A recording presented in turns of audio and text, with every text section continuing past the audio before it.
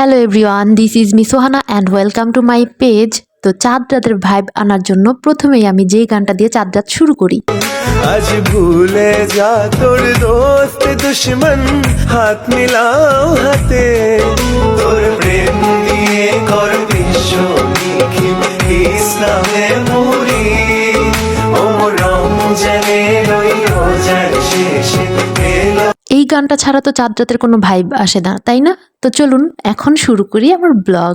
তো ফার্স্টেই হচ্ছে আপু এখানে আলুর চপ বানাচ্ছিল, কারণ ওই দিন চাঁদ রাত আর লাস্ট রোজা ছিল।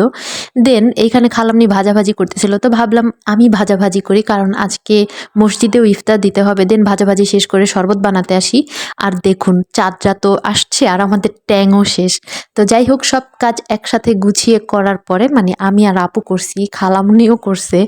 তারপর হচ্ছে আপু হচ্ছে এখানে মসজিদে খাবারের বক্সগুলো রেডি করে দেয়, খোকন দিয়ে আসে। দেন আপু এখানে মুড়ি মাখার মশলা আগেই রেডি করে রাখে।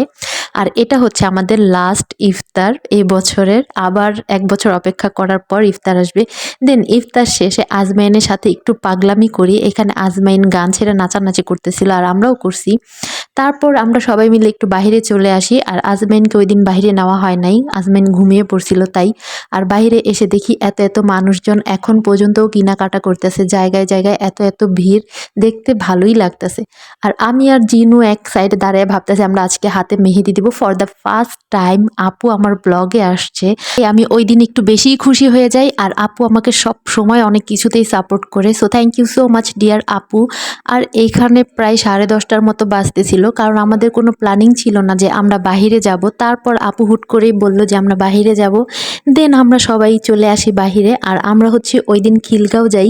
আর এইখানে রিক্সাওয়ালা মামা আগেই হচ্ছে আমাদের কাছে বকশিস চাচ্ছিল, তারপর আপু তাকে বকশিস দিয়ে বিদায় করে। আর এইখানে হচ্ছে মেহেদি দেওয়ার ধুম চলতেছে, মানে ভাই যে যেখানে যেভাবে পারছে বসে পড়ছে মেহেদি দেওয়ার জন্য। দেন আমরা হচ্ছে একটু স্বপ্নে চলে যাই, আমাদের কিছু কেনাকাটার প্রয়োজন ছিল। খালামনি হচ্ছে ডেজার্ট বানাবে, তারপর মানে ফুচকা বানাবে, তো অনেক কিছু কেনাকাটার প্রয়োজন ছিল। তো ফার্স্টেই আমরা হচ্ছে একটা গ্রোসারিতে ঢুকে যাই। দেন এইখানে এসে এত এত ভিড়, এত এত মানুষজন দেখে মানে কি রেখে কি কিনবো কোনোটাই খুঁজে ভালো মতো পাচ্ছিলাম না। দেন আমরা এক একজন এক এক সাইডে থেকে এক একটা কালেক্ট করে কিনে নিয়ে আসি। আর এই তো লাস্টের দিকে হচ্ছে আমি একদম এখান থেকে বের হয়ে যাই, কারণ এখানে দাঁড়ানোর মতো কোনো জায়গা ছিল না। আর আপু হচ্ছে আমাদেরকে 2টা মেহেদি গিফট করে, আমাকে আর জিনিয়াকে। সো আমি মেহেদি 2টা নিয়ে আগে আগে বের হয়ে চলে যাই। তারপর আমরা বেশ কিছুক্ষণ ঘোরাঘুরি করি, আর এখানে জায়গায় জায়গায় এত সুন্দর সুন্দর চুড়ি দেখা যাচ্ছিল।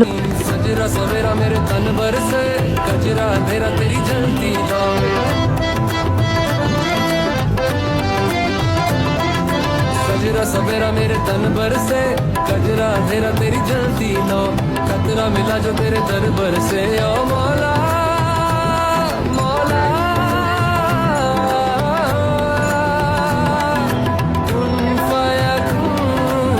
এইখানে পুরোপুরি ঘোরার পরে মনে হলো পুরাই ঈদ ভাইব চলে আসছে। দেন আমরা অনেক ঘোরাঘুরির পরে 2জন হাতে মেহেদি লাগাই।